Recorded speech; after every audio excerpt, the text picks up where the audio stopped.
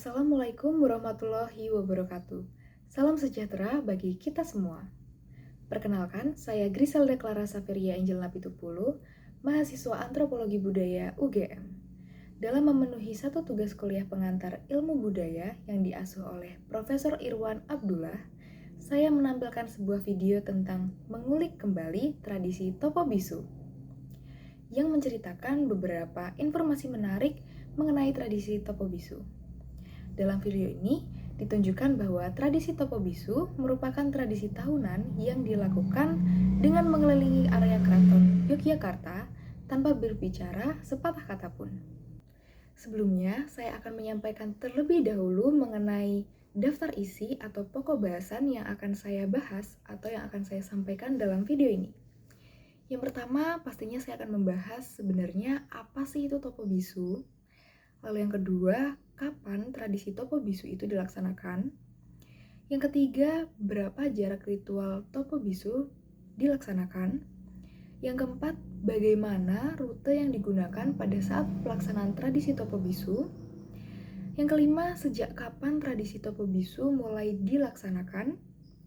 Yang keenam, apa yang dilakukan sebelum memulai tradisi Topo Bisu? Yang ketujuh, bagaimana sistem yang dilakukan dalam proses Topo Bisu?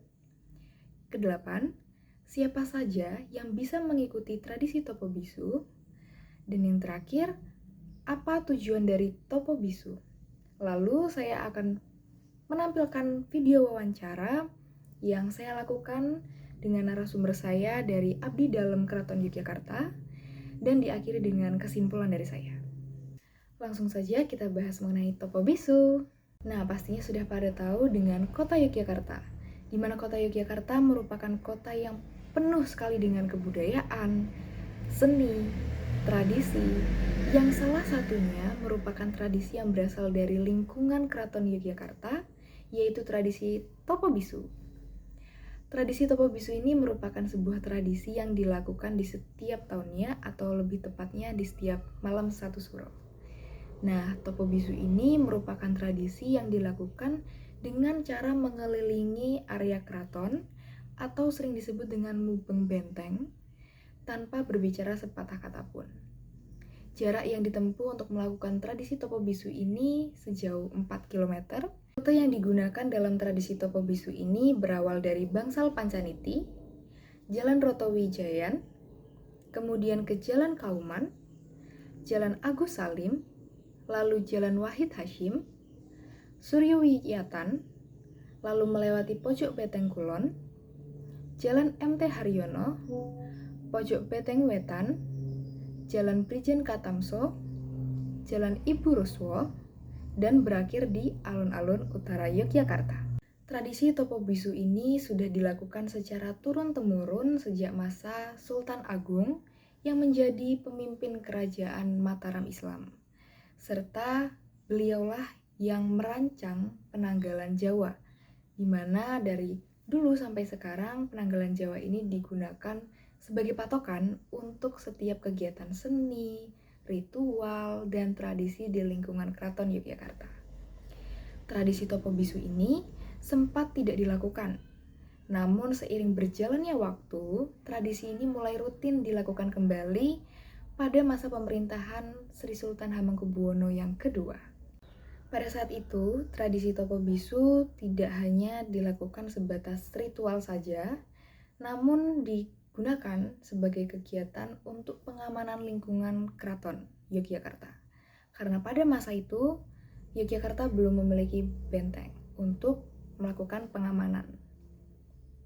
Seiring berjalannya waktu, tradisi Topo Bisu ini memiliki tujuan yang semakin meluas, yaitu sebagai bentuk introspeksi diri dan upaya mendekatkan diri kita secara pribadi dengan Yang Maha Kuasa, Sang Pencipta, dan agar kita diberikan keselamatan, perlindungan, kesehatan, dan apapun harapan kita dalam hidup ini dapat terkabul.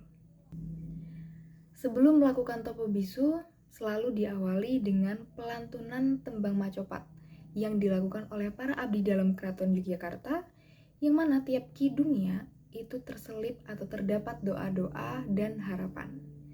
Pelantunan tembang Macopat ini dilakukan di Kebun Keraton Yogyakarta, dan Topo Bisu ini dilakukan pada tengah malam sampai dini hari, dimulai saat lonceng Kyai Brajanala di Regol Keben dibunyikan sebanyak 12 kali. Setelah itu, abdi dalam serta peserta tirakat mulai berjalan mengelilingi benteng keraton Yogyakarta. Bagaimana sih barisannya? Yang pertama, rombongan paling depan itu adalah abdi dalam yang mengenakan pakaian Jawa tanpa keris dan alas kaki sambil membawa bendera Indonesia dan panji-panji keraton Yogyakarta.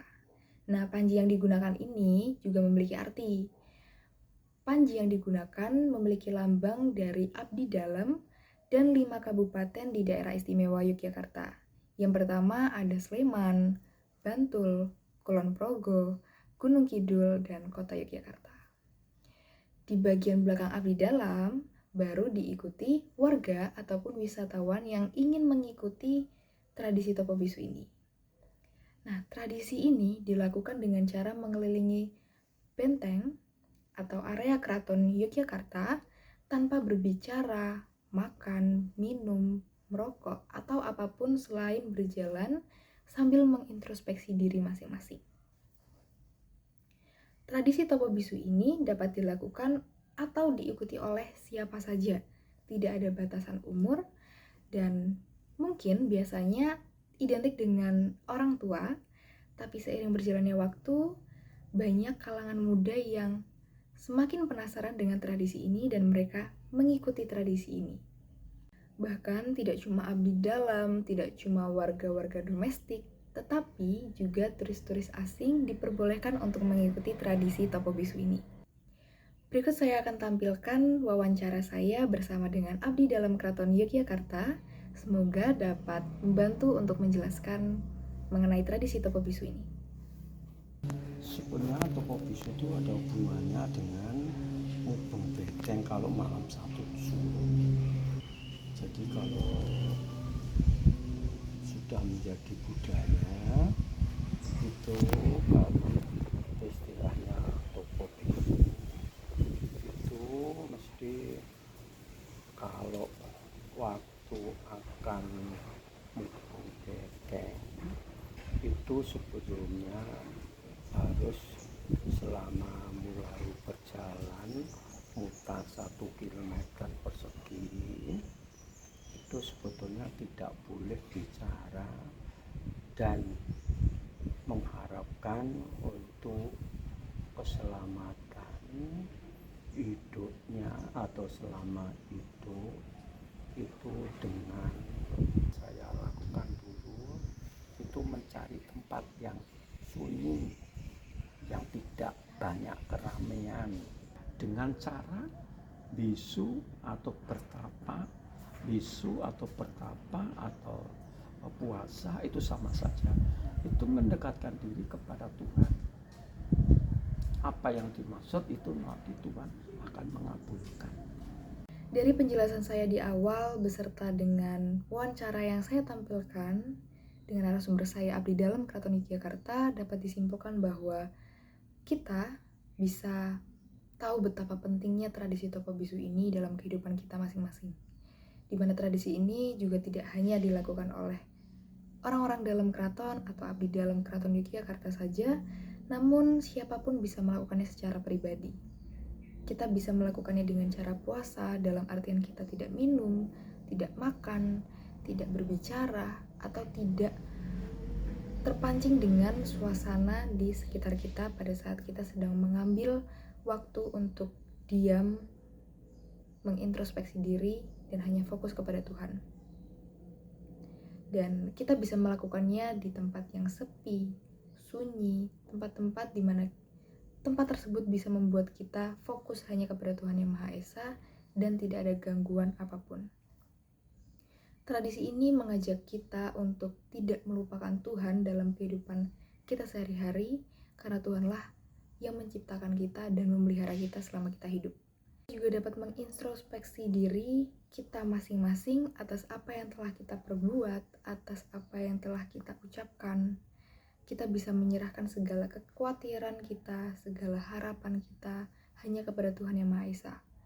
Apabila kita benar-benar fokus kepada Tuhan, tidak terpancing dengan suasana sekitar, entah itu berisik, entah itu ada yang memanggil, entah ada orang-orang yang memancing pembicaraan, maka dipercaya bahwa segala harapan kita, segala apa yang kita doakan, segala keinginan, apapun itu dapat terkabul. Nah, dari Topo Bisu ini kita bisa sadar bahwa banyak tradisi-tradisi khususnya yang berasal dari Yogyakarta berkaitan dengan religius. Namun, segala hal yang berkaitan dengan religius tidak bisa disepelekan karena kita bisa hidup sampai detik ini itu hanya karena Tuhan. Sebab itu, kita sebagai manusia hanya tinggal melaksanakan tugas kita untuk mengintrospeksi diri atas apa yang sudah kita lakukan, atas apa yang sudah kita ucapkan. Kita harus bersyukur dan memohon hanya kepada Tuhan. Sekian penjelasan dari saya mengenai tradisi Topo Bisu. Semoga dapat bermanfaat buat teman-teman semua dalam memahami tradisi Topo Bisu ini, baik dari sejarahnya, tujuannya, bagaimana sistem atau proses dalam melakukan Topo Bisu ini, siapa saja yang bisa melakukan, dan lain-lain. Mohon maaf jika ada salah kata dalam proses penjelasan dari saya. Terima kasih. Wassalamualaikum warahmatullahi wabarakatuh.